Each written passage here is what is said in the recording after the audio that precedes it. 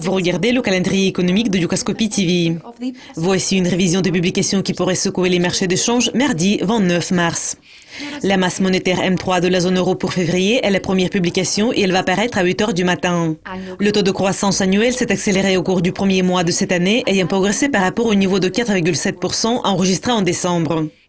Les prix des produits industriels issus des matières premières du Canada pour février vont paraître à 12h30 GMT. L'indice des prix des produits industriels a progressé d'0,5% en janvier, ayant enregistré la première croissance depuis la mi-2015. Les matières premières ont reculé de 0,4% au cours du même mois.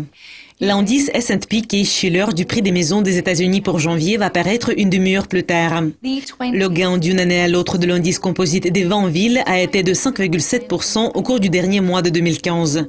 Et le même niveau a été enregistré en novembre. Les traders du dollar américain vont suivre de près le rapport sur la confiance des consommateurs des États-Unis qui va paraître à 14h GMT. L'indice de confiance qui a légèrement augmenté en janvier a reculé en février par rapport au niveau de 97,8 enregistré au cours du mois précédent.